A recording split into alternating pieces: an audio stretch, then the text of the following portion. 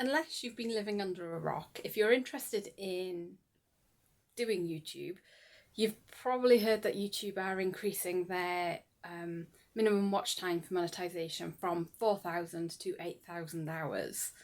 And when I heard this, as someone who's just starting my journey on YouTube, my initial thoughts were, what the?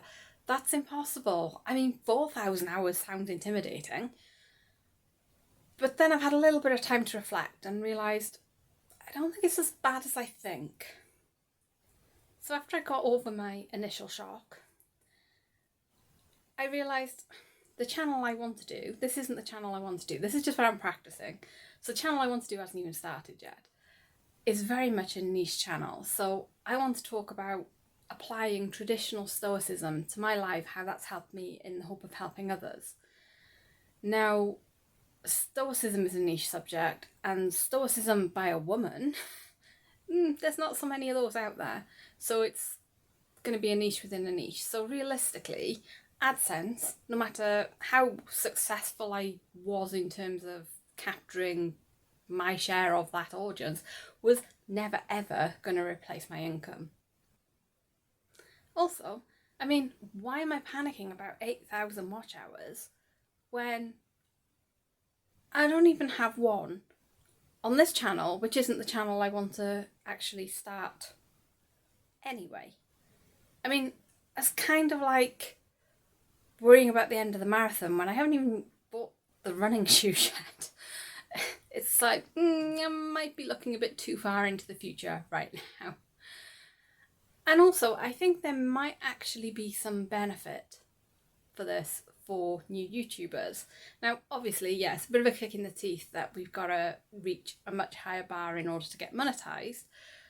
But on the other side of things, at the moment, YouTube is being flooded with AI slop. I'm sure you've seen it, and it's absolutely massive in the Stoicism space. So you've got, the really awful AI voice over Stoic quotes with really awful AI generated pictures. And that's the best you get. Sometimes you might get a little bit of pop psychology dressed up as Stoicism to go with it. And I think what's probably happening is a lot of these channels, they basically try and flood YouTube, get monetized as quickly as possible before YouTube finds them and takes them down to make their money back. Now, if the bar for that is higher, that's going to give YouTube more of a chance to actually take them down. And if they're less able to make income from doing that, then it's less likely they're going to bother, which means there's more room for actual genuine creators to be found. So I think it's not all bad. I think it could help in some ways. So that's, also something I'm just trying to keep in mind, that if I'm not having to compete with the AI slop, which you can't compete with an AI in terms of output and that sort of thing, then that could be to my benefit, even if it does initially seem like it's... On top of that, I mean, I think AdSense is not really a main income stream for most YouTubers. I mean, unless they're absolutely huge and have a massive following, AdSense isn't going to pay the bills. It's a nice to have, but it isn't going to pay the bills.